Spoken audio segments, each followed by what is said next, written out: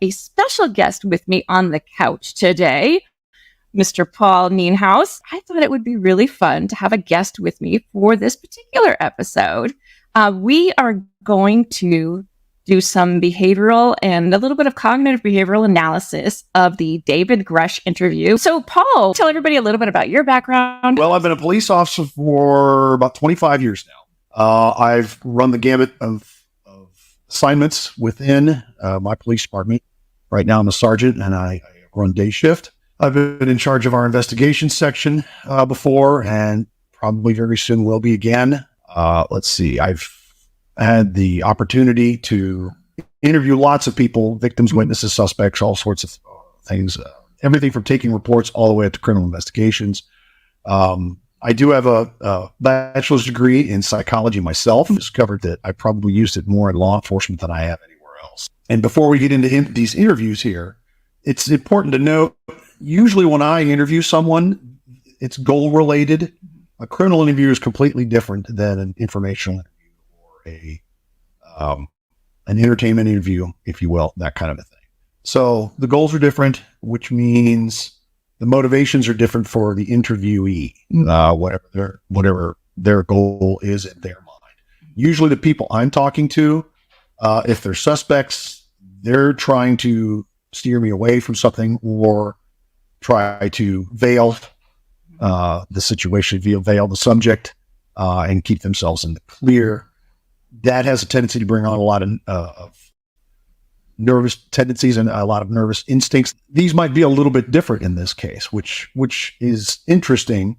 If we were watching interviews of someone being interviewed or interrogated in terms of a crime investigation, or had they committed a crime, behaviors could be completely different because now you're on the defensive, So some things may cross over and some things may not. But, we'll see what we see. But there could be some kind of hiding of information on both instances. So there could be. I also have a degree in psychology.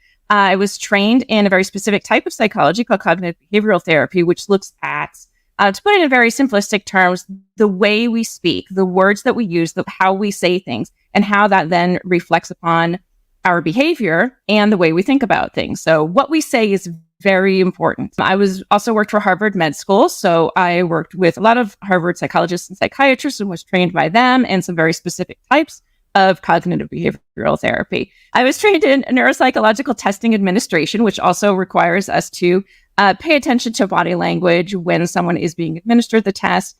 We want to look at not only what they're answering, but how they're answering it, the things that they're doing, the body language, to show us how they're kind of contemplating the situation and thinking about things and processing information. But my undergraduate, I actually was very much involved with research. My research revolved around psycholinguistic structure, which is basically the way we tell a story or tell a memory or tell something to someone. So I have done... You probably notice a lot more than I do. Well, we'll see. But we're coming at it from different perspectives. So it'll be really, really interesting. Yeah. The reason I wanted you here is the interview, because it's not called an interrogation. Paul has corrected me. It's now called an interview. The interview skills that you have that will be similar but different to the cognitive behavioral type of observations that I may make. But there also is going to be some overlap. But I'm also a psych nerd. So I'm going to find it interesting. So as I said, we're going to do some analysis of the David Grusch interview. He has a very interesting baseline, which we'll get into a little bit. And we're going to just talk about our insights into it and see what we think. Now, this is not to say whether or not we believe him or not believe him, right? These are just things that we've noticed. So I just want to make sure that we're putting it out there. We're not saying whether or not we think the guy is lying or telling the truth. We're just giving some insight into his behavior. Well, and he has an advantage too. He's basically got nothing to lose. I mean, yes, he does, but he doesn't. As opposed to, like I mentioned before, a criminal interview. Yeah. This person would have everything to lose. So they're going to be a little more desperate. So some of the signs might be a little more obvious. Where in this case, he obviously volunteered to do the interview. Right. He wanted to speak. He wanted to be asked questions. So your question might be, what's his motivation for doing this? Yes. Does he really want to inform the public of what's going on, at least as much as he can? Yeah. I hate to sound conspiratorial. Oh, is he working for an agent, as an agent for the Air Force or the government somehow? Yes. In bringing this out so that you're not noticing something else, perhaps, which is Also possible. The deception is a big key in all this. A suspect may want to mislead you down another path and can be very detailed in doing that. So you would have to ask what his motivations are too, throughout the entire thing. Right. That's something to keep in mind. Absolutely. So some important things for us to remember before we start this, so that we remember and that all of you know whether or not you are aware of this or not. We're going to put these out there. Everything that he has said was cleared by the Department of Defense. In what he can and can't say. Yes, absolutely. Mm-hmm. And the other thing to remember is that he was an intel officer. So he would be trained in what we would basically call deception, right? Mm-hmm. Presenting things in a certain way. So this is why I think your background is really going to come into do this with, right? Yeah. So I think it's a lot of fun. You are one of the most trusted former intelligence officials in the US defense and intelligence establishment. Yes, I was. You were trusted with the most intimate secrets. Yes. All right. So this is a good clip to start with just because it pretty much gives you an idea of Mr. Grusch's personality straight out of the gate. Yes. He maintains eye contact the entire time, very confident, answers, his head gestures, everything. Mm-hmm. There's no sense of trying to. Sometimes you could tell people are scooting away from a camera, or actually their body language seems to indicate they're moving away from the interviewer as well. Mm-hmm. He doesn't do that. No. You'll see later he talks with his hands, and through the entire interview, he maintains eye contact. Mm-hmm. He's very confident with his speech, and he's very clear with what he says. The only time you'll see him look away at all is when he's apparently trying to recall memory, not overtly trying to sell you on anything so far. I think you'll see that pattern throughout the interviews. His body language is very consistent. Yes, very confident. I will agree. The one thing I noticed with this first clip was the difference in his two answers. So the first one was direct, yes. Smile, very relaxed face. Yes, I was. The second one, there was a pause. And then he says, yes. He's quieter. He's not as confident in his answer. Yes. Either he's holding something back from telling us, or he doesn't believe he was given all of the information that was out there. So he thinks that there was stuff that was withheld from him.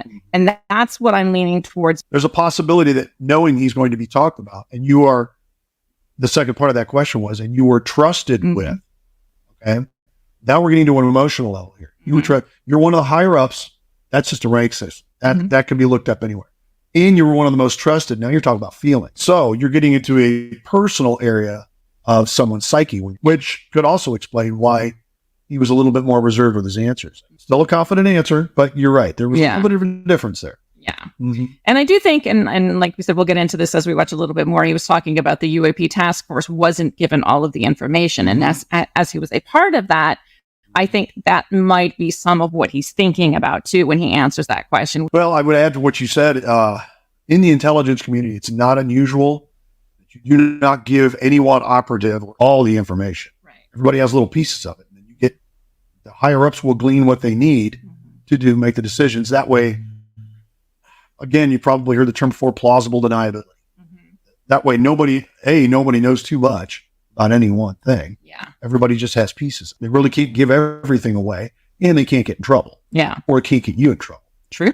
Something else to consider. Absolutely. You had the security classifications to go anywhere and ask anyone anything. I had, based on my formal security clearance and multiple polygraphs, I had the ability to be read into any program that I needed. At one point in time, I was extremely highly cleared. Again, we're still talking about his background, but he's also sort of getting into like his credibility, why he's capable of talking about these things. I noticed he kind of corrected the interviewer a little. He said, you had the clearance to ask anybody anything you want to know. He said, I had the ability. So I had the ability.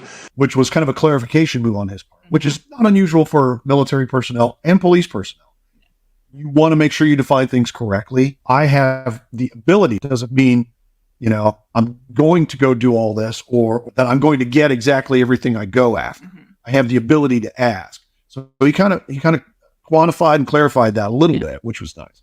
But again, very confident. The two words that I picked up on was ability and extremely. Yeah. So he stressed both of those words, right? The ability to be read into anything. It's almost a non-answer, but it is a clarification, right? He's not saying, yes, I could look at anything I wanted to. But you're right about extremely. Ability. Yes. Yeah.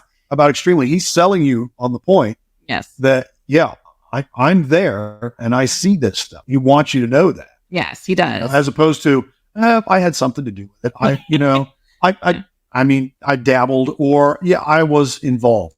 Yeah. I mean, he could have really downplayed his role. Right. He doesn't do that. He puts himself front and center. I was involved completely in this and actually kind of led the way. Well, I think you worded that perfectly. He puts himself front and center. I was extremely highly cleared. So when I heard him say I was extremely highly cleared, it's an interesting way to say it, right? Instead of like, I had a very high clearance level, which is what we often would hear someone in the military saying, right? I was extremely highly cleared. Right. So to me, there was like, okay, is there maybe a little bit of ego, a little bit of that confidence coming through, right? Which is a less military answer. It is. It is. Usually, you know the jargon, you know the way they might put things like that. Yes, I had a top cleared security level. Yeah. They would just use the title, use the word extremely, which is not a very official word. No, it's right. extremely highly cleared. So that phrase really stood out to me. So I think, and I've noticed this kind of, there's threads of this throughout the interview, is that, okay, maybe there is a little bit like of that, you said confidence, but almost like a little bit of a cocky attitude too, which, would not be surprising for someone who had that type of no, you're right.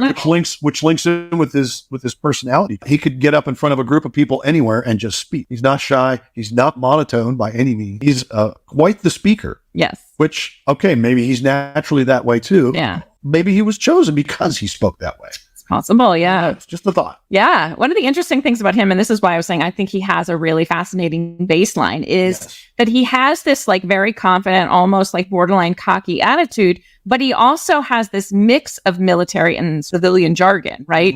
So instead of saying I had a very high clearance level, which could get across the same message as I was extremely highly cleared. That's how maybe more a civilian would say something, More into colloquial speech. Yeah, or he'll say at one point, he says, I was a hardcore physics guy.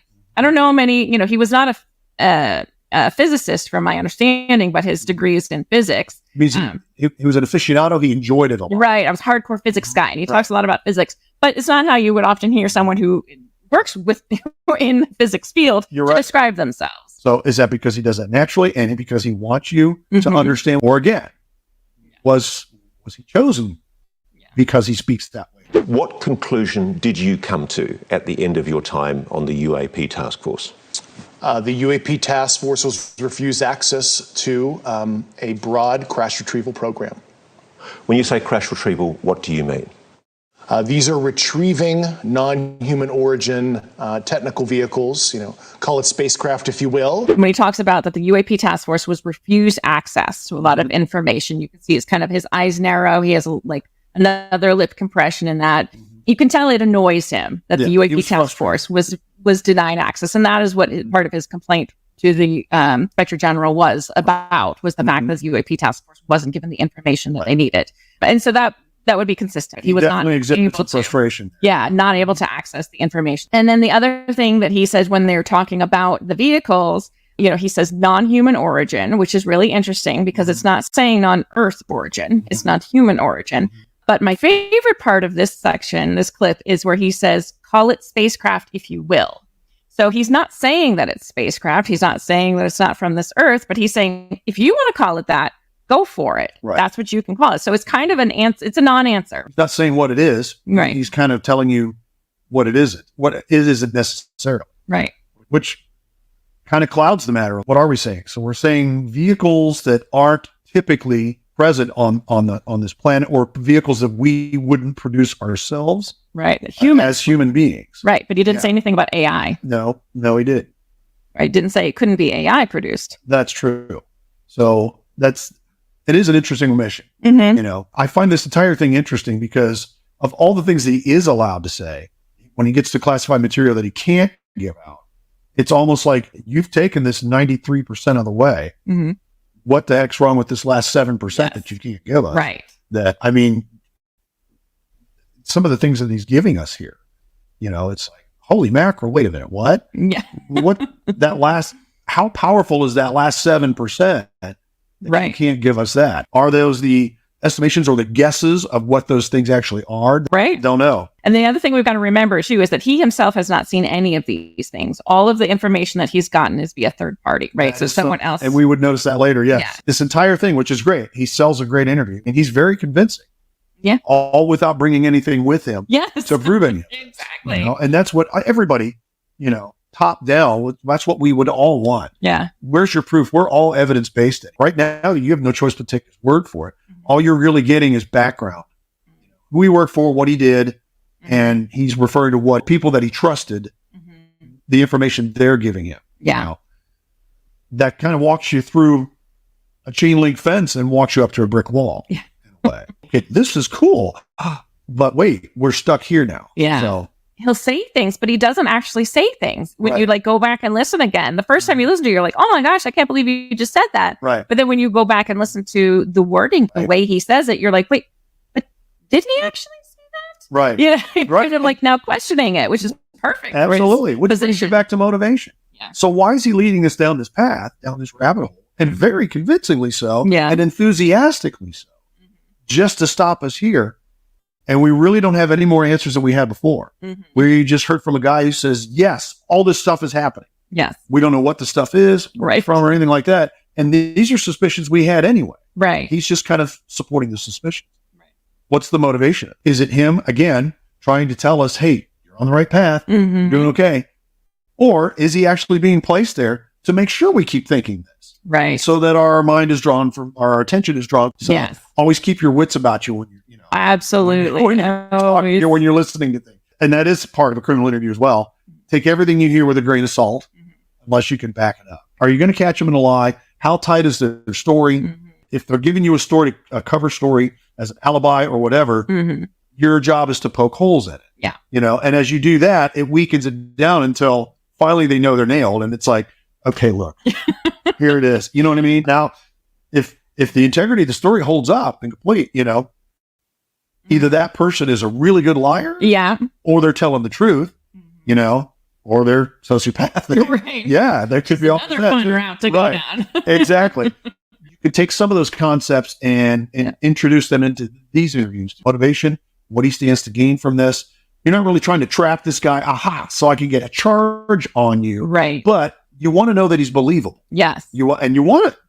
And again, the way he sells it, you want to believe this guy. You do. He's a nice guy, the way, Right. and it's like, but again, we get up to that brick wall. I believe this guy. I don't know what I believe he saw or what he's got. Now we're kind of stuck here. Yeah. Brilliant, right? Yeah. Non-human, exotic origin vehicles that have either landed or crashed. We have spacecraft from another species. We do, yeah. How many? Quite a number. You're kidding. No. Non-human origin, exotic spacecraft. He's kind of listing it off, and he's being a little more direct now, right? Right. And then Ross Coulthart asks this great question. So, we are interacting with Well, he says we've recovered spacecraft, and he goes, Right. yes. When I think before he wasn't necessarily limiting himself just to space Right. or extraterrestrials, yes, but he's comfortable saying, yes, we have lots and lots of spacecraft. right, which is interesting because he just said in the last one, call it spacecraft if you will. Right. He didn't call it spacecraft, Right. But now he's So saying he didn't yes. correct him on this one, spacecraft or whatever kind of craft you want to call it. Right. We have spacecraft from another species. We do, yeah. Right. He didn't say, well, you can call it spacecraft. Right. I'm not necessarily going to call it spacecraft. And now he's saying, yes, we have Right. spacecraft. So And to hone in on that, heck, we have spacecraft. we do. The space station was up there. The shuttle was up there. So there's spacecraft there. Yes. Is it extraterrestrial spacecraft? Yes. The thing that struck me with this particular clip, though, was he said, how many spacecraft do we have? And he says, quite a number. Quite a number. Yeah. That's very much a non-answer. We've quite a number. Yeah. Like, okay, 10, if you were, 100, you're 1,000. bringing this to the Inspector General. You've been talking to all these people who are giving you information. You should know at least an approximate number of how many spacecraft we have. But then again, it also, I don't believe he specified in that question vehicles of exotic origin. So he again, we're talking to someone who was a military officer who's Right. intelligence. If you say, how many vehicles did we have? Quite a number. Well, we do have quite a number. We have quite a number of human-made, Right. spacecraft vehicles, whatever we Right. want to call it, satellites, shuttles, Sure. a million different things, right? So again, that tendency for a military officer to answer only directly what you've been asked and not give any more information, he might be answering we have a ton of them. That's training. Yeah. I used to do a lot of press conferences. You're not trying to be misleading either, but you don't, a lot of times you don't want to give more information than you can. Yeah. And for safety of the case, because you don't want to, expose too much out there that might give the suspect who's still out there some answers he didn't have before.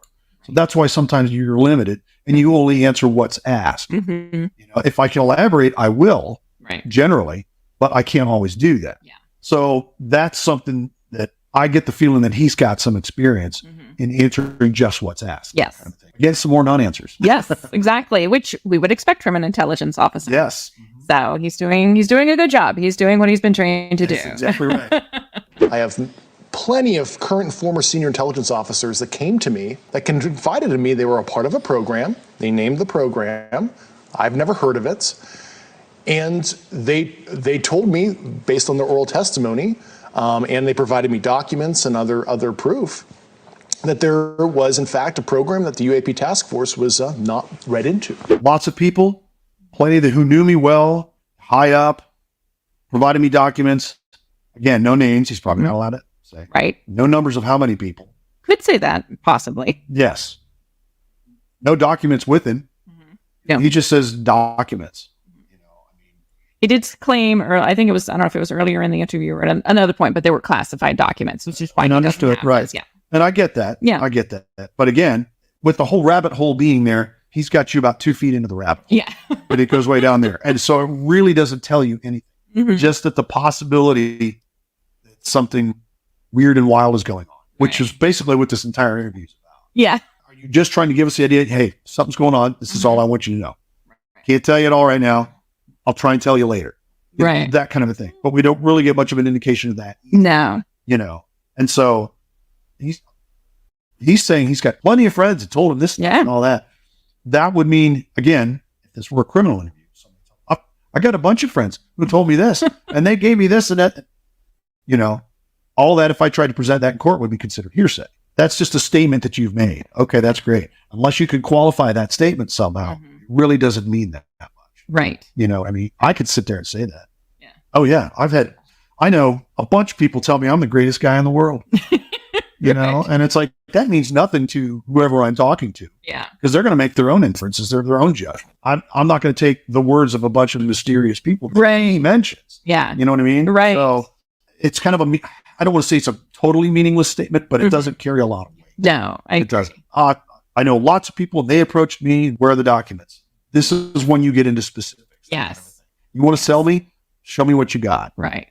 Give me something. Right. He had said something along the lines of, I had, between 20 and 30 intelligence officers come and give me information. I can't give you their names at this point because it's still classified, but they have given me information. They have given me documents. Okay. That's a little bit something. They're specific to the Air Force. Yeah. Involve other intelligence agencies, either in the military or not. I mean, start giving me something. Yeah. To make me believe. It's a very blanket statement. Yeah. And then the other thing that struck me about this clip too was where and this gives me a little bit of insight into his feelings on this, right? Where he says, they told me about this program. I've never heard of it. And you see his eyes get really big. His his eyebrows kind of raised. He's never heard of it. Is it classified? Or has he been told since it is? I mean, why couldn't he name the program? Well, I think the program is probably classified, but we'll give him the benefit of the doubt with that. But when he was just like, I've never heard of it, there was this almost annoyance again in his voice. Like, I'd never heard of this. I've never heard of it. Especially if he had the clearance to ask anybody anything he wanted. Not only could he get any information he wanted, but she already have it at any given time. He should. This is what I'm getting. So his annoyance at finding out, I've never heard of this program. But again, we don't know what the program is. Right. But remember, he said he had the ability to ask. That doesn't mean they have to give him the answer. Again, is that compartmentalization? Or did he know to even ask? Right. You are alleging that the US government has been concealing the existence on this planet of alien life. I would couch it as non-human intelligence, NHI, like we like to say in our language. Why do you say that? Why do you say NHI? I don't want to necessarily denote origin. I don't think we have all the data to say, oh, they're coming from a certain location. That's very interesting. Mm-hmm. That's very interesting. And that's hard for a lot of people to grasp, too. What if it is AI? Right. Exactly. It's non-human. It's non-human. And look at how fast artificial intelligence is gaining traction now and how fast it's learning. It can be creative now. It's learned to lie in order to achieve a goal, that kind of thing. Is it possible that there is an AI out there, whether it's came from this planet or somewhere else or another dimension like he mentioned?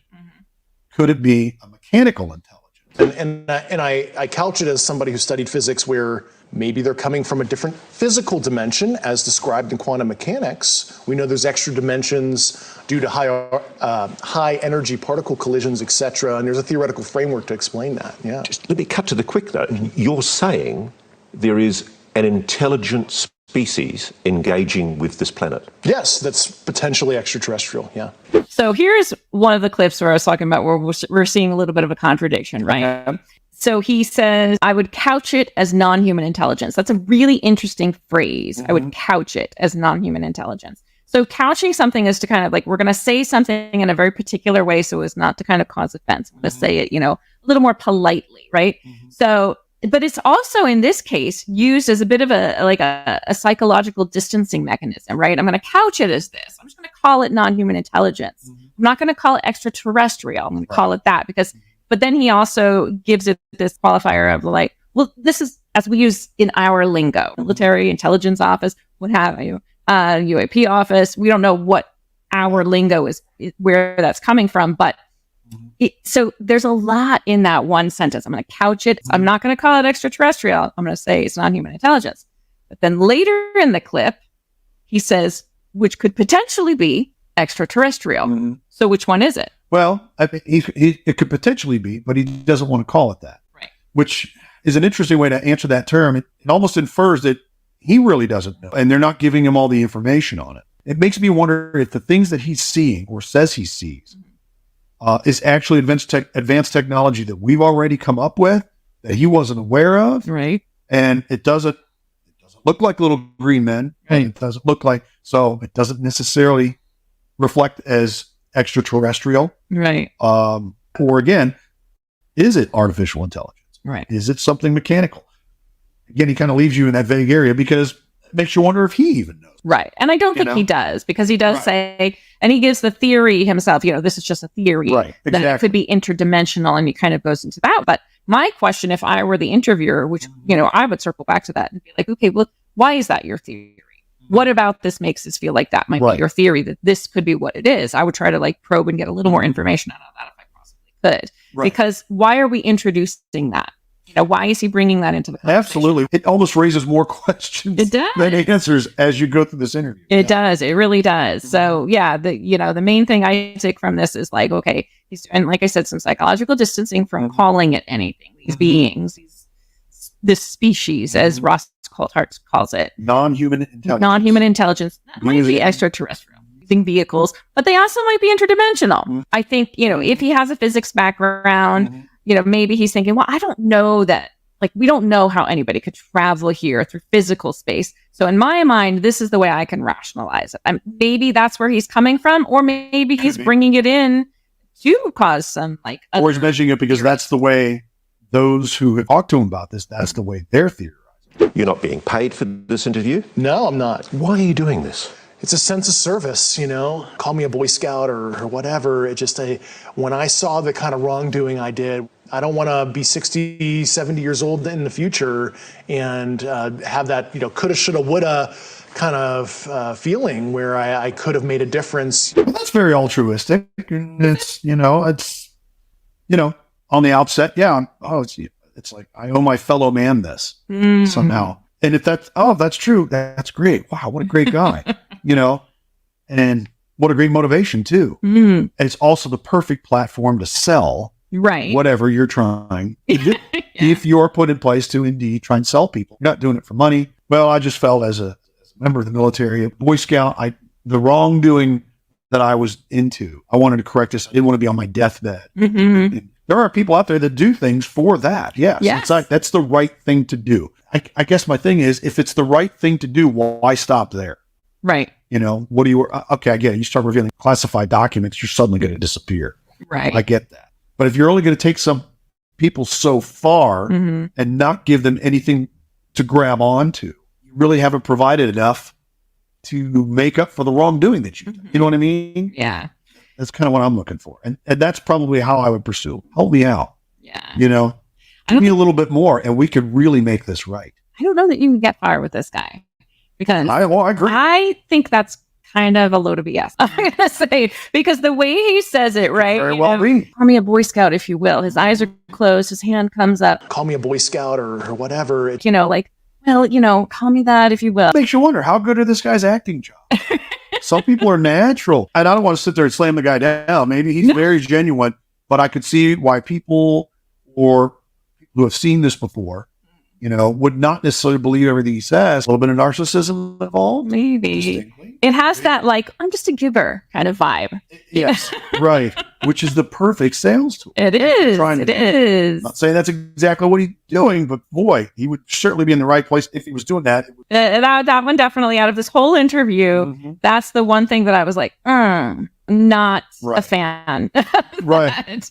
Well, and I almost think he would get a little more specific. No, it's the right thing to do. I think we need to expose this so that we can look into this and do this and actually have a plan in place. And then the deathbed confession thing, you know, that goes right along with it. I would almost rather hear him say, on my deathbed, I'm going to name names and all that Yes. stuff. You know what I mean? Right. And it says, but then I guess, really, are you signing your death warrant then? But I don't know. It's very convenient. the way Right. he- And again, this is where we have to remember he presented his information that he wanted to put public, both to the Inspector General and to the public, Right. to the Department of Defense, and got their approval beforehand. That's So a big Is factor. it really, you know, altruistic at that point? Right. Again, what's his motivation for doing this? Was he hired or assigned to do this? Right. And I mean, listening to the guy, especially when you do the Boy Scout thing, you really want to believe it. I don't. I mean, most people, of course you don't know, but generally the people who would listen, it's like, oh, such a nice guy is doing this for the right Right. reasons. You know what I mean? What If you're going to sell it, that's how you sell it. Yeah. You know what I mean? And yeah, I mean, those of us that are skeptics, Right. know, and you and I are, maybe we became skeptics because of different reasons, but you know, we have a tendency to be skeptical about lots of things. I'm going to say that's not even an insight into his personality. I think that's an insight into his intent behind this. Mhm. We're not quite sure what that intent is. Right. Or But- motivation. Again. Or his Yes. motivation, yes. Right. But it's definitely interesting. That's the word I use the most for this guy. Yes. Yes. You are saying to the human race, for the first time, an official intelligence representative at a high level from the US government is saying publicly, we are not alone. We're definitely not alone. Absolutely, the data points empirically that we're not alone. Yeah. All right. The data points. Yes. What data points? I'm a realist kind of a guy. I'm an evidence guy, but even I have to think. Not even short of the universe. This galaxy is so large. We are such a small part of it. I find it difficult to believe that there's not some sort of life, and even intelligent life. If you're only looking at the numbers, nothing we've heard up to this point has anything to do with the numbers. Right. All he's talking about are people he knows, groups he's never heard of, vehicles he's not sure where they're from, and all that. There's nothing about numbers in that. No. But I think, you know, more and more scientists actually are coming around to saying, you know, we're looking at all of the data and Right. there's, you know, there's more water in the universe than we ever thought there was. So he's Right. correct that empirically the data states you're not alone. I would agree. The old numbers were not promising. The new numbers that we're finding on some of this stuff are like, you know, what they found, like a ton of frozen water on Ganymede and some of the other moons out there surrounding Jupiter and Saturn. And it, obviously where you find water, Right. there's a good chance of finding life. So I get that. Still a very vague way of putting this. Right. Empirically, I can say we are not alone. Yeah, we are not I'm alone. glad you could say that, but I can't decide that that's true or not because I just don't have anything to glom onto. Right. Or even if we accept that, okay, we're gonna go with the belief that yes, empirically speaking, the data is saying we are not alone, right? Right. That's not saying we are interacting with a extraterrestrial species that is visiting this planet. That is not saying that anywhere at all. I just wish there were more Yeah. to glom onto it. And there's got to be a way. If he's ready to do an interview, I get it. Some things are classified, but there's got to be something. Throw us a bone. There's got to be a bone you can throw out there that says that would lead me to believe, okay, this guy's onto something. Yeah. Because that's something not only that I could look into, that I could see, you know what I mean? And he's careful not to do that. Yeah. He's like the master of the non-answer. He has non-answers on top of non-answers. Right. But they sound like full answers. They do. You know? You've said that the United States has spacecraft, intact craft. We do. Do we have bodies? Do we have species of Well, non-human? naturally, when you recover something that's either landed or crashed, sometimes you encounter dead pilots. And believe it or not, as fantastical as that sounds, it's true. Sometimes you come across dead pilots. He didn't say yes. He's saying sometimes this happens. So again, like you said before, it's kind of a non-answer, you know, to actually say. I mean, ultimately he says yes, but he never uses the phrase or the term, yes, we have beings that were found inside of these. Well, he's saying, yes, we have dead pilots, which sadly is true. We do have dead pilots. Right. When you go to a plane crash, there's going to be dead pilots. Yeah. So he tried to be misleading. It's possible, you know, but that's an interesting way to answer that question. It is. You know, and he hesitated as he did so. He did. It was almost like he's thinking about like, okay, how am I going to say this? The thing that I really focused on was dead pilots. He used the word pilots, not bodies, not beings, not species, not, you know, visitors, not interdimensional beings. So is he convinced that this being they found was actually working that vehicle? Or is he talking about our own pilots? That's a possibility too. That's a good point. And again, we start getting the AI thing too. If a machine dies, we colloquially say it's dead. Right. Oh, my computer died. Again, leaves it very open. And we do see more kind of lip compressions again in this one, where he says we have spacecraft. He goes, yes, we do. Right. Intact craft. We do. And like, well, yeah, we do have spacecraft. We've talked about that. Yeah, we have spacecraft. He didn't say that it was spacecraft of non-Earth origin. Right. And then again, when he talks about, well, you know, yeah, we have sometimes when you come across, you know, crash, like, yes, there are dead pilots. And as fantastical as that sounds, which is interesting to say because it's not fantastical, we know, like you said, when there's a plane crash, more often than not, you're going to find a dead pilot. That's not fantastical at all. That's reality. But he throws that word fantastical in there. Is that to kind of lead us to believe that there might be a non-human species of dead pilot? If this is another species, and he still hasn't specified exactly what that could be, he just says there is another species interacting with. Say this species is advanced enough that they can create these kind of like robotics, maybe even like an android robotic, you know, pilot for these crafts. That, and say when it crashed, something happened. As you said, when a computer dies, we call it dead. That could be considered a dead pilot. Right. Not a dead body. Are we body. looking at biomechanics here? Is this a machine that actually bears some of the properties of an organic life form, or an organic life form that has a lot of mechanized properties? We're talking about beings like this that can travel, those kind. We're way back at the evolutionary scale. And even we've gotten to that point. It's interesting to imagine what other species could come up with. So if they come up with something that's way outside our imagination, and we come across this now, do we even know what we're looking at? You know, which could lead to some of the vagueness. I just get a strong feeling that I'm being misled on purpose. Yes, I agree. Because again, I go back to the wording he uses: dead pilots, not a dead body, a dead pilot. Pilot could be any number of things. Right. Well, a pilot's a very specific job. But it also doesn't have to be a being. No, it doesn't. Autopilot. Yeah, you're right. That's something any layman could understand. Oh, a pilot. So there's somebody flying spaceship. You know what I mean? Yeah. That's almost like leading you down. I also think it's a very humanistic term, a pilot. Yes. Right? Oh, That's very what we much call our people who fly planes. Yes. Or whether it's, you know, autopilot or what. He purposely used that term. But he never came out and said, yes, we have dead bodies. No. So we have dead pilots. Yes. Good point. Why should we believe you? Because you presented data allegedly to us. That means nothing. Right. I mean, if I'm going to put together a case, I've got what I think is a good case. I'm going to present it. And then the courts, the public, if it makes the news, why should we believe you? Here's my case. Here's my evidence. Right. I can't give it to you right now because it's going to go in open court. But court is public record, and you can see it all in there, and you can look over the case records and see what evidence I put in. For you to tell us that you gave this evidence doesn't really do much for us out here because, again, you're a government agent. Yeah. I get it. And you work for a government agency. And the same government agency said you can't say some of this stuff, but you can say this stuff. Right. And then all the stuff that you put together, you gave to another government agent. Right. So you're keeping it all over there. Right. You know. Right. And he did supposedly testify before Congress as well. Again, also classified. Yes. So we kind of have this, paper trail that's not a paper trail because it's all classified. Let's deal with the issue of your credibility. Why should we believe you? You're just somebody coming out of nowhere, making claims that we really ultimately can't prove. Yeah.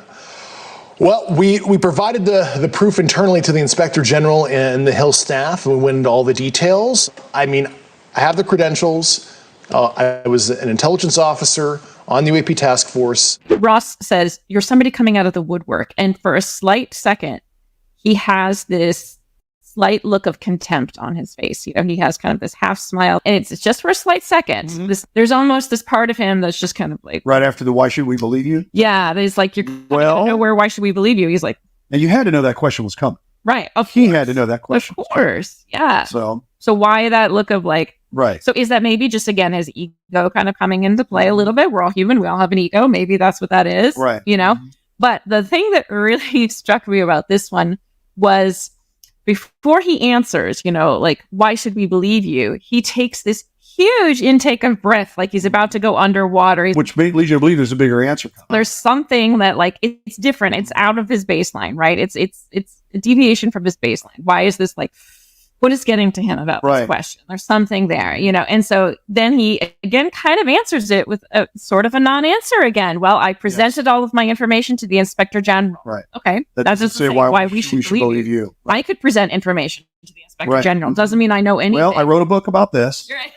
Okay, great. You wrote a book. I gave him a briefing. I can give him a briefing. Yes. I would have preferred and even expected more, but the answer is like, I totally get where you're coming from. Yes. This is fantastic. I know it's hard to believe. You would have known that a question like this was coming. You'd have something other than, well, the evidence I gained. What evidence? Here we go again. What kind of evidence? Doesn't even talk about the kind of evidence. Yeah. Kind of vehicles, the number of vehicles, like can't get into the people. So why should we believe you? Right. There is no answer to that question. No, there isn't. And Roscoe probably knew that. Ask him, why should we believe you? You know what? I don't know. Right. I can't give you a specific reason. All I can tell you is that this is happening. Yeah. I've been involved with this. I've been exposed to this, and this is happening. Yeah. If I could give you more, I would. Right. Make yourself believable at that point. That was a very political answer. It was. That's the kind of an answer you would expect a politician. He kind of backtracks a little, too. I was on the UAP task force. I was intelligence officer with high clearance. Which we've already established in the beginning when this whole thing was out. Yeah. If I tried that with a prosecutor, why should I believe you? Because I run the investigation section. Right.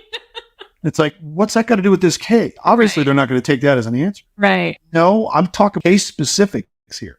Oh, you want that. So you want the reasons why I think this guy's guilty. Here's my evidence. You know what I mean? It's kind of that like resume builder. This is my background, but like, again, like you said, I would have had much more respect if he was just like, I don't know. I can't make you believe me, but this is what I've been told. That's the realistic approach to this whole thing. I know. Everything I've said is fantastical. Right. I have no evidence to show you to prove that. Right. So why should we believe you? I can't make you believe. I would have respected that answer a lot more than just saying, well, I put my evidence together. What am I supposed to do? Call the Inspector General? What's the evidence he gave you? Right. What do you think that's going to get me?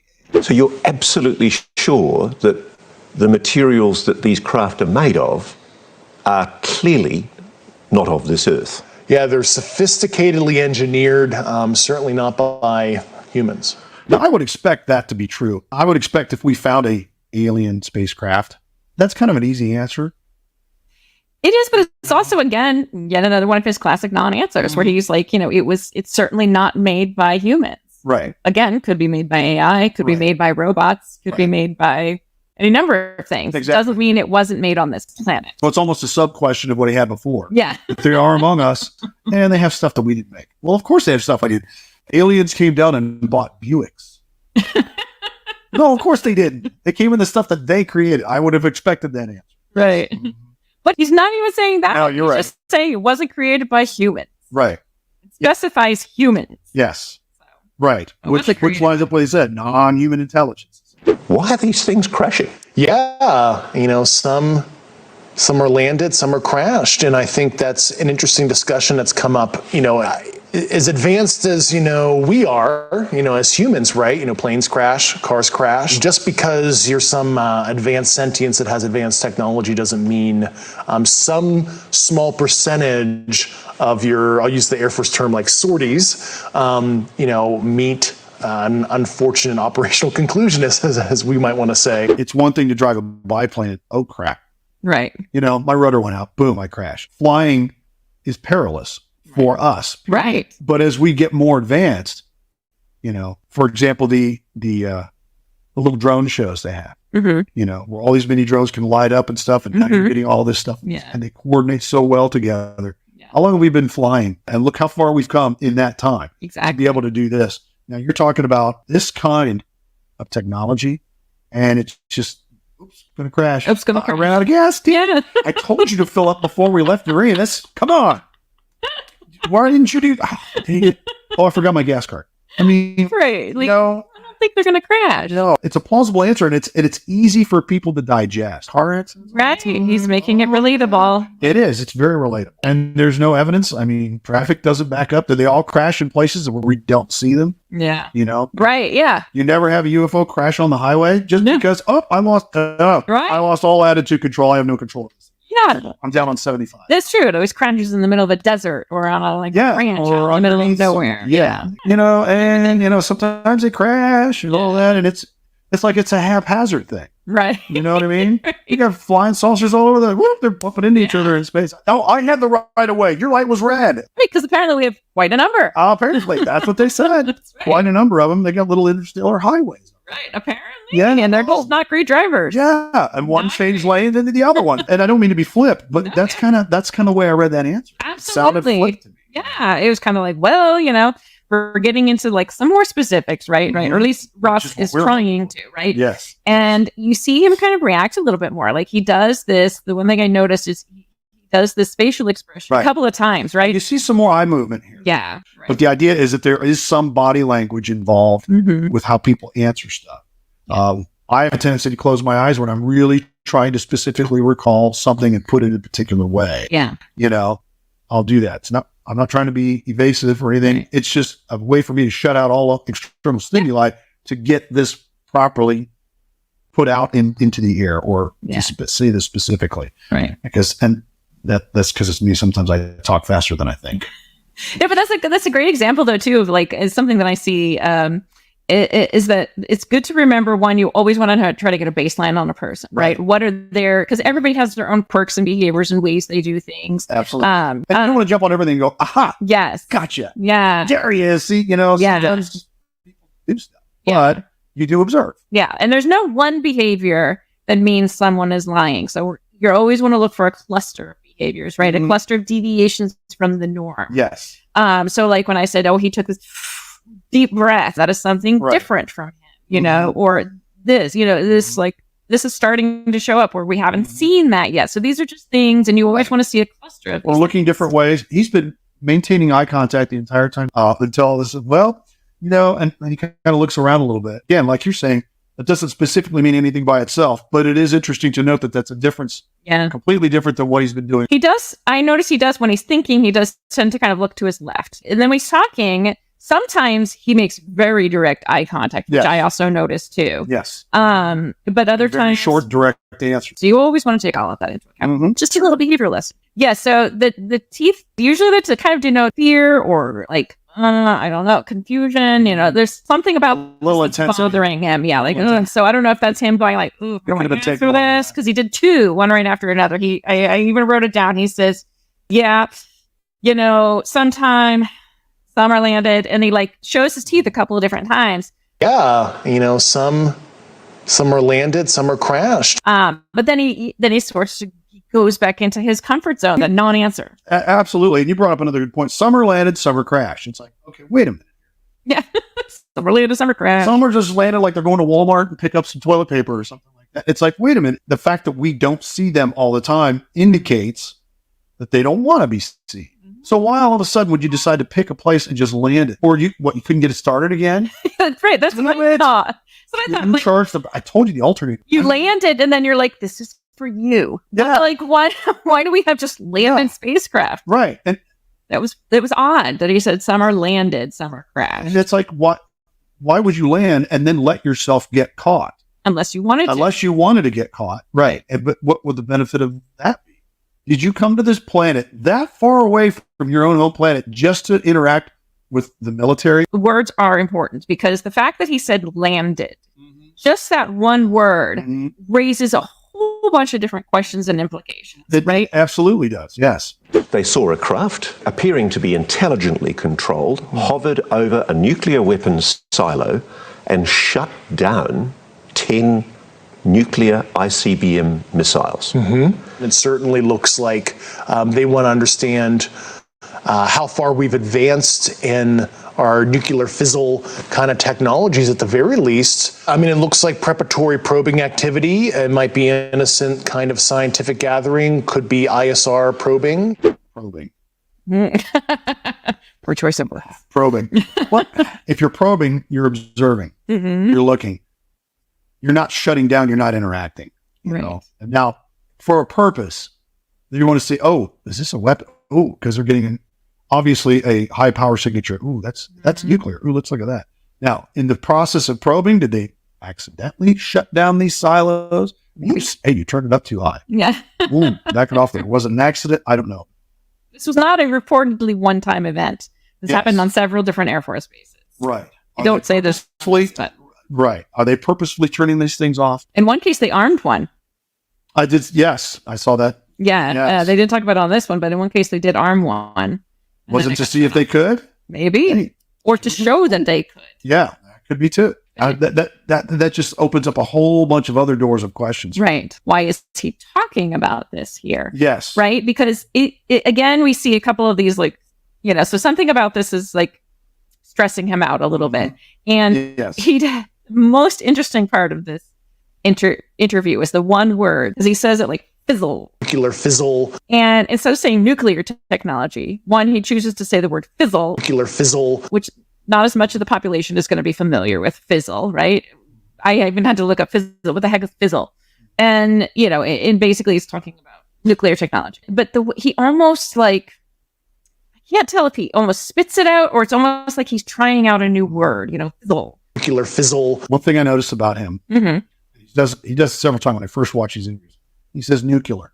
Yes, he does say nuclear. Every time. Now, somebody who's got a background in quantum mechanics and physics, or at least even as an aficionado, it's nuclear, not nuclear. Yeah. You would have corrected that a long time ago. Right.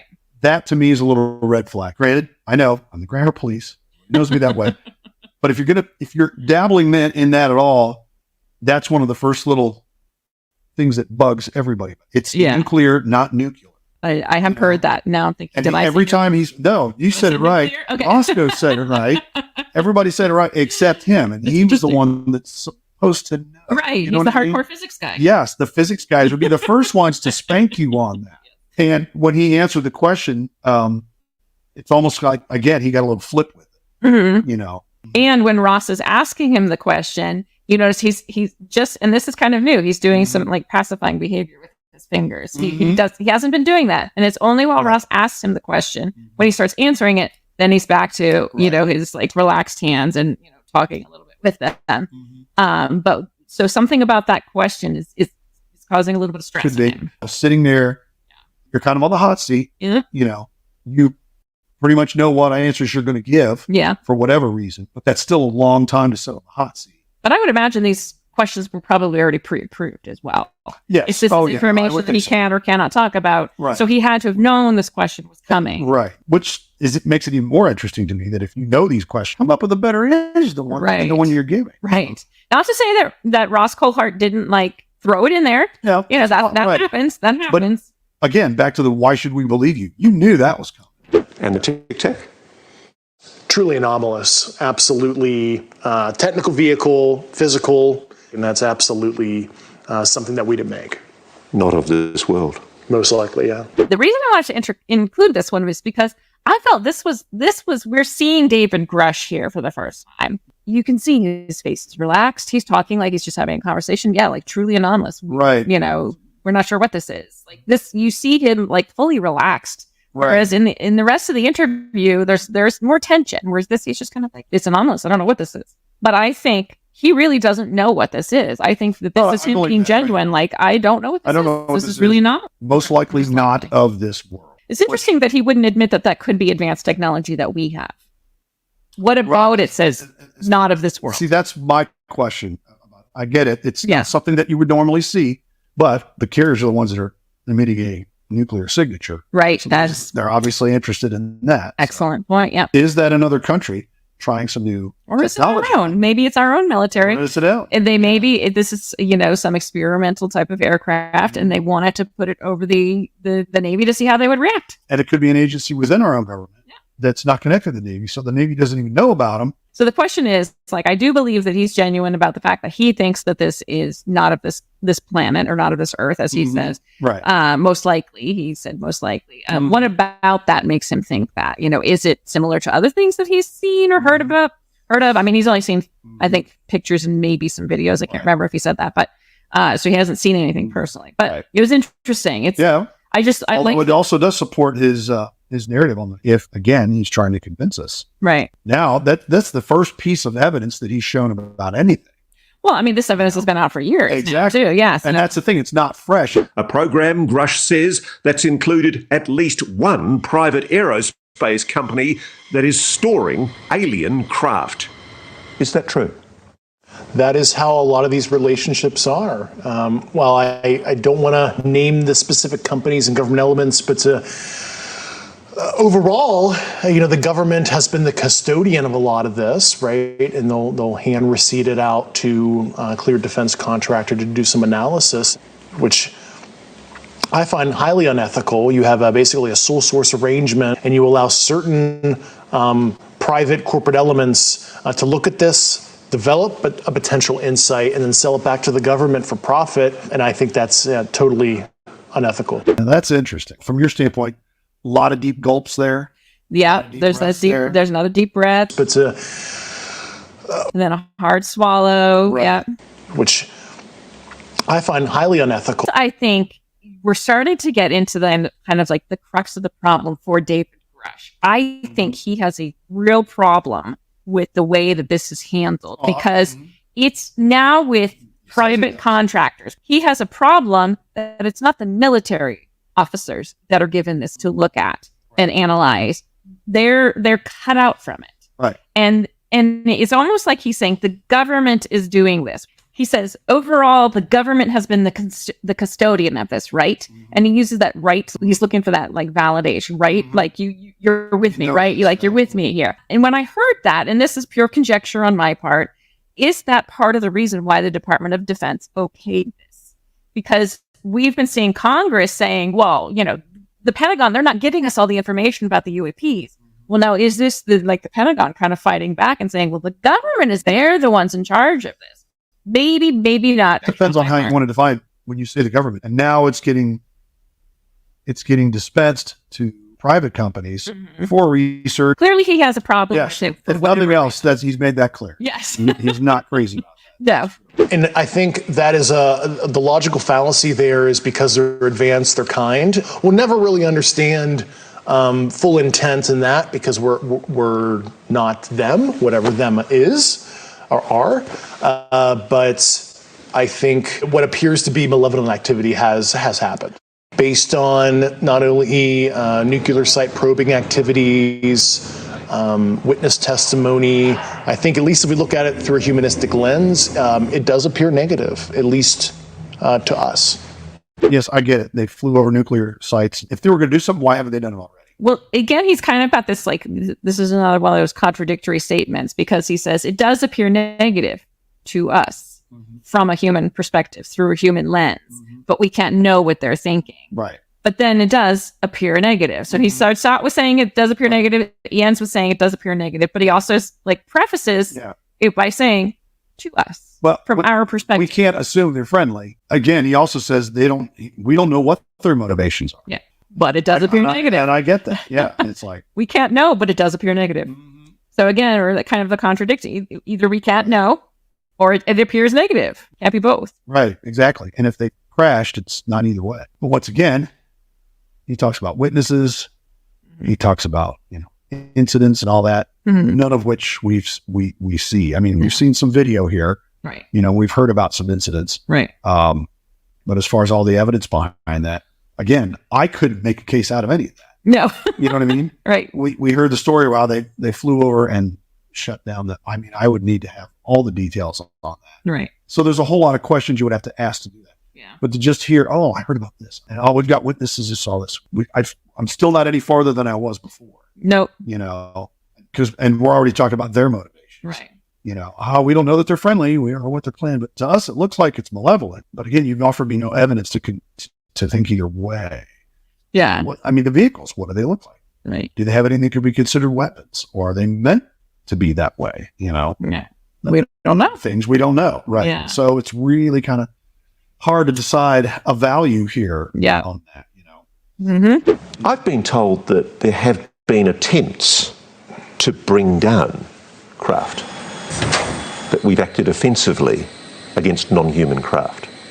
There have been instances, and there are certain techniques. Have human beings been hurt or killed by a non-human intelligence? While I can't get into the specifics because that would reveal certain U.S. classified operations, I was briefed by a few individuals on the program that there were malevolent events like that.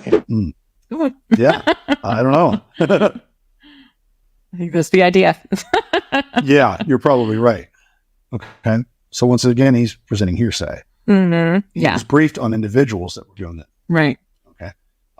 I couldn't use that. No. But again, okay, there's certain technologies that exist for bringing these down. Right. Such as, I'm guessing that missiles won't work. We're playing with lasers. But again, here's our conjecture. Right.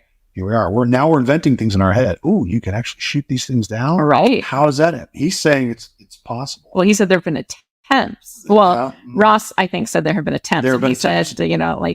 And he said that there are some technologies. But he can't. He still didn't say. Yeah, but he can't get into it. Still didn't say they actually brought any down. No. But he says there's technology. He did acknowledge that there have been attempts and that there's technologies. And then Ross also said have people been hurt. And he says, basically, paraphrasing from my understanding, yes. Malevolent events. Yes. Okay. It's an interesting phrase, isn't it? Malevolent. There were malevolent events.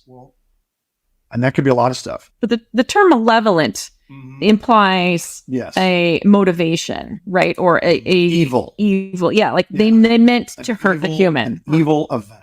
Yeah. They meant to do this. There was intention. Event. But again, doesn't say they were hurt or killed. No. Well, it was being malevolent. And again, it's very open-ended. Yes. That's what I'm getting out of this. Yeah. It's very open-ended. And I know he has to be secretive to a certain point anyway, but to the point of a lot of non-answers. I mean, have we actually shot any down? There have been instances, right, of which brings up what you said before. Right. Was that attempts? There have been where you've tried to shoot one down. Have you actually done it? Right. Yeah. So, as far as just that specific question. Right. So. He's good at dancing around the answers. Yeah. Yeah, exactly. That's exactly right. Yeah. He's going to politics. He's good at this. Exactly. That's a very political answer. It gets you this far. Yeah. And it makes you think, oh yeah, then your own imagination starts going, and oh wow, we have air battles and everything. Right. Dog fights with Independence Day all over. Yeah. It's like, you didn't say any of that. No, but he's great at making you think he did. Yeah. Yeah. It takes us all the way back to the beginning. Yeah. Is that the point? No, I'm scared. People have just heard you say non-humans may well have murdered human beings. That seems to be the case at one point, yeah. So this question irritates the crap out of me. Like, I'm just going to say this up front. Ross Colhart asked this question. So we've just heard you say that non-humans have murdered humans. He didn't say that at all. He never said that. But then he goes, that seems to be the case. It's like, at some what point. is that? At some point. So maybe it happened once and we don't know, but If it happened again, because it seems to be the case. Yeah, seems like, to be the case. This is just so open. It's enough to scare you. He didn't really say that at all. He didn't really say anything. Right. Right. And he offered no, again, if this were a criminal investigation, somebody gave me something that close. That's a useless answer. Yeah. Did you ever handle the gun that killed that person? It seems to be a possibility that at one point, long time ago, it's like, yeah, in other words, 6 years ago, you could have picked it up and said, oh, that's a nice gun. Right. So there goes any kind of DNA. Right. I'm getting into specifics here. Yeah. That's what I'm looking for when I'm doing an interview. It's a very, I like Roscoe. It's a very showy interview, but it's very surface. And there might have been a lot of things that Grusch couldn't say or wasn't willing to say.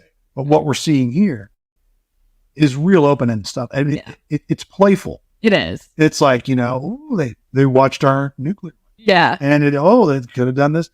All it does is get your imagination going. Right. This is what he's inferring. He's going to be saying, but there's no definition of what any of that is. No. No. So that's what makes this really hard. Yeah. He does seem like at some points though, like he's enjoying these non-answers. He's almost like he's enjoying himself throughout this entire interview. He is. It's almost that like I think the term is duper's delight. That kind of that like. Yeah, that's a good way to put it. He's not scared at all. No. He's not nervous or angry or anything. I mean, there's been a couple of times where he got frustrated. Yeah. When he talked about what the technology being used for and stuff like that. That's the only real negative emotional moment that I think I saw. Yeah. He's really enjoying himself. Yeah. In all this. He's having a good time with it. It seems like it. Yeah. Grusch has written an internal document about his discoveries that refers to agreements that risk putting our future in jeopardy. And it's quite clear that you're talking about agreements between America and non-human intelligences.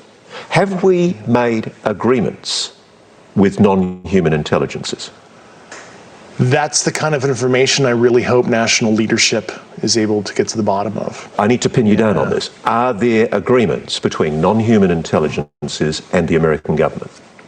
I think that's a question that I would like to know all the details of as well. And did you notice the little smile at the end? Well, I would like to know the answer to as well. That's probably the most exposed his face has been. Yeah. So he knows that there might be something. Right. But I don't know. Either he can't say or he doesn't know exactly what those are. But he also doesn't say where he got that. Well, he obviously can't say positively. Maybe he did in the documentation. But he certainly can't say that's the case because when he's asked about it directly, he's like, that's someone I'm hoping the leadership can say. Right. And that takes it off of you. Right. And then Ross tries going in again. And he's like, that's something I really need the answer. Right. He never gives us a straight answer. And you really see that kind of like that smile at the end of like, yep. Kind of reach the limits of what he can expose. And maybe that's what he really wants to get out there. Maybe that's what he's really trying to get out into the public. If he is. He got frustrated about the technology being used, being given to private agencies. And he does say later on too that he thinks that this information should be made available like to the public, right? Right. So that could be part of why he's like really enjoying this question. Like, are there agreements? I don't know. Well, it makes an assumption here that they're looking to gain something somehow from this, or that they're willing to make agreements with our species, stuff like that. But we also have to remember, it doesn't say agreements between the NHIs and the government. It just says agreements. You're right. So that could be any number. Again, is also very vague. Yes. Yeah. And a lot of his answers to our most pointed questions sound like this. Can you comment? Unfortunately, I cannot. So who is this guy really? I don't want fame or fortune. I'm just here to provide public leadership on an issue that I uncovered, and I thought it was totally outrageous. Provide public leadership. But I don't want fame and fortune. Right. So he basically kind of wants to be the tip of the spear. It's on what the it thing sounds to like. get things rolling. But I don't want fame or fortune. Right. I don't want fame. Well, provide public leadership requires that people will know who you are. Right. So that's one of those contradictory statements. If you were going to provide public leadership, I would hope that you'd be able to give us more than what you're giving us. In other words, unless you're just trying to straight up just get us thinking about this. Right. So that we start asking questions. Is that your purpose for doing this too? So his altruistic reasonings again is that he wants, it's not right what they're doing. I want to expose all this so that the knowledge gets to the right people, I guess, so that we all know what's going on. Maybe. Is that what he's looking to do? So it's kind of maybe this is step one. maybe this is step one for him. That's just to let you know it's happening. Yeah. And tell you how, why, or what, or whatever. Maybe. But again, we don't know. Exactly. So I've got to be blunt about this. Yeah. You're not making this up. This is not a lie. No, absolutely not. Because everybody watching this right now is looking at your face. They're going, is this guy for real? I am for real. And I'm sitting here at great personal risk and obvious professional risk by talking to you today. And he smiles at the end. He smiles at the end, yep. And that lip compression again. But he's not at great personal risk because all of the things that he's telling us have been pre-approved by the DOD. That's what I'm saying too. Yeah. How is that great personal risk? The only time a great personal risk would come into play is if he starts revealing stuff he's not supposed to. Right. He's not. He's been very general about everything. Yeah. So I'm not sure where the great personal risk is. And I would agree. Is there out of everyone involved and all the humans involved, none of this, especially as wide as this seems to be happening. Oh, we got crashes and landings everywhere. Yeah, right. No one's ever leaked anything, know. Heck, they're talking about possible agreements being made. No one's leaked anything. He's the guy that has all the answers on all this stuff. Right. But he's only heard it from other people. But he's only heard it from other people, hasn't seen any of it, and he's had documents and stuff. Right. He can't show anybody anything. Right. It's like we're really kind of still at square one here. We really are. Yeah, that's kind of what I'm getting. Give me some hope here. Yeah. There are good people. There are very good people, and I want that message to be crystal clear. Let's not demonize holistically the U.S. government. There's a whole army of people that want change. I am one of tens, if not hundreds, of individuals within the government on these programs that would like a change. It kind of goes back to what we were just saying. If there's people that are in on, that know about this stuff, how is it that this information has been knocked out before? And you're the one that has to be presenting on. Well, what I found really interesting is he says there's a whole army of people, and he points to himself. There's a whole army of people. There's a whole army of people. But he does this motion to himself. Yes, there's a whole army of people, and I am one of tens, if not hundreds. If there's an army of people, and you're want to be the leadership here, wouldn't you know? Leadership, yes. Wouldn't you know if there's more, if it's tens or if it's hundreds? That's a big difference in numbers there. Right. If you're that vague on just how many people there are. Right. Even if you had said there's hundreds of people. You can't find one or two or three? Well, apparently there were some people, Okay. some of the people that talked to him that did testify to Congress. Okay. He doesn't say their names. But the thing that, like I said, again, the words to me stick out. There were tens or even hundreds. So there could be 20 people or there could be 500 people. That's a big difference, Yeah, So yeah, you're right. tens or hundreds. Like, okay, are there really that many people? And if not, why don't you know? Like, why can't you say, I know at least, 100 people. I know at least 75 people that are with me that want to bring this. And testifying to Congress is what happens after that counts. Right. And so often nothing happens out of that. Yeah. So if you're going to come up with some evidence, it's going to have to be pretty believable. Yeah. And I don't know what that would be. You're right. But getting on here doing an interview and saying this is what's going on and expecting everybody to just I knew it. See? Yeah. No, you don't. Nothing. You haven't sold anybody on this. Right. You're saying you believe it and that you were exposed to this through other people. So when you get down to, like you said, the tens or hundreds, now I'm expecting even more. Right. Or at least give me a number. Yeah. 75 people. Right. Mm-hmm. Yeah. He's very good at making it seem like he's being specific while still being extremely vague. Which is very government. Yeah. That's right. You got that part down. I don't have this utopian ideology that this is going to, solve world problems, stop war entirely.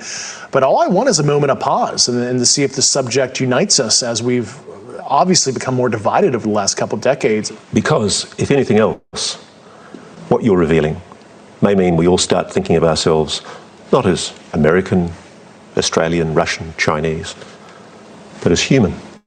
Human family, I think that's totally the right term, yeah. Totally the right term. Well, he brings up a good point. Nothing unites people better than a common enemy. Right. You know, and that's been the case as long as humans have been on the planet. Yes.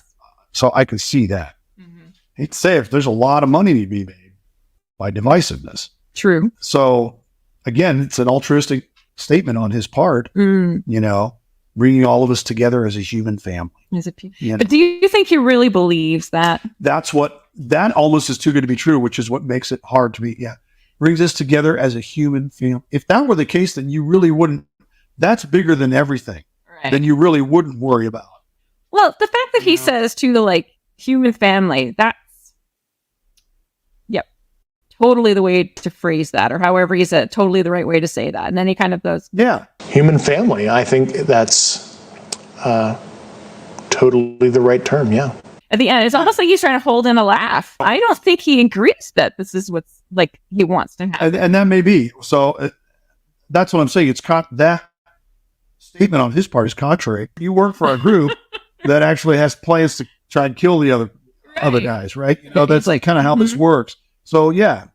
So the thing is, does he really believe that? If he does, why is he still there? Or if he doesn't, why is he saying that? Who's putting him up to it? Right. It comes down to that. It's almost like Ross is trying to make this like very like wonderful, like, you know, like this is really what it's all about, right? He's like, yeah. That's what it's about. That's what it's about. Yeah. So then what is motivation pose all? Unless it's deflection again. You know, it's not as simple as that. Human nature doesn't necessarily work that way. Are you saying that the introduction of non-human entities is somehow going to turn human nature around? I don't know. I don't think he's saying that at all. I mean, he kind of starts out by saying like, I'm trying to think of the positive way that you're doing this, and I'm not getting. I think he's just going along with it because he could tell that's how Ross is trying to end this. But, you know, he says at the beginning, I have no, like, you know, thoughts that this is going to be Nirvana. Right. I'm trying to think of a positive way that he's bringing this, and I don't know that he's buying this at all. I don't think he is. So I don't know. Ultimately, what we know is there's some species, non-human intelligence, that may or may not be extraterrestrial. We do have some vehicles, which you could call spacecraft, if you will. They may be interdimensional. They may or may not be malevolent. Some are parked. Yeah, some land, some are crashed. There are dead pilots there. Yeah, so yeah, we don't know a whole heck of a maybe lot, some really. You know, things you could call pilots. You know, there was a couple stewardesses. No. It's just so flip about everything. If you're observing, then you're just observing, and you can avoid being seen. It's fun to watch in movies. I'm not saying they're not. I just don't know that it's going down this way. So I think it's interesting to watch his interviews, though, and especially from my viewpoint, the information that I could take and use out of that, is limited. Right. That's, you know, it's just kind of an informational. It's almost like an introductory. I'm here, and this is generally what's going on. Take it for what it is. Here it is. Okay, have fun, guys. Bye. Yeah, and you're like, what? I want more. Who knows? Who knows? You know, I'm guessing again. Right. Well, we're all guessing all the time. We'll all just have to wait and see. But it's an interesting interview, and it's fun to look at now. It was, yes. Thank you so much, Paul. My pleasure. Thanks for having me. This was fun. Absolutely. Good. I love thinking outside the box. Awesome. I love doing that. Yes. Or maybe if he does another interview, we can come back. Up for that. Yeah. Awesome. I hope everybody enjoyed everything and everybody's thinking. Yes. Yes. Stay on your toes. Thank you. My pleasure. Thanks, everyone. Thanks, guys. Lay you down on the softly spoken words and oceans that delight, but you're right down the path I know too well.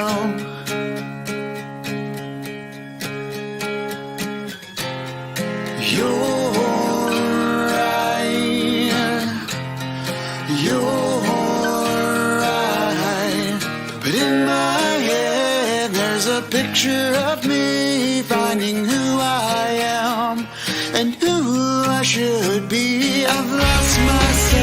and the insanity. I'm now I'm finally free.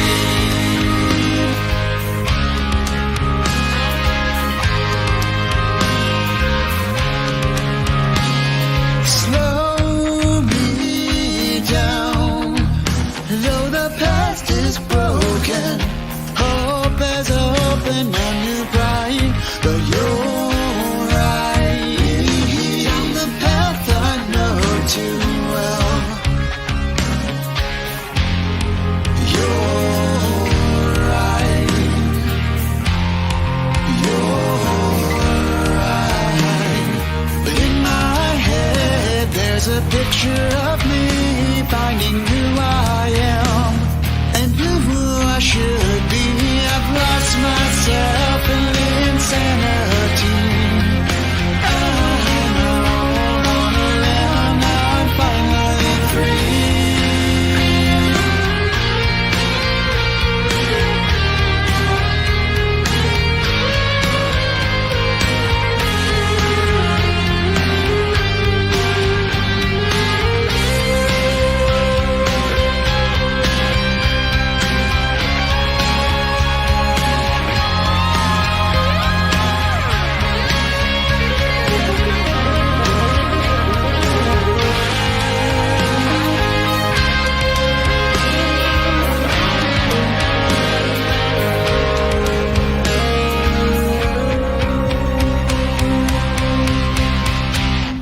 But in my head there's a picture of me finding who I am and who I should be. I've lost myself in the insanity.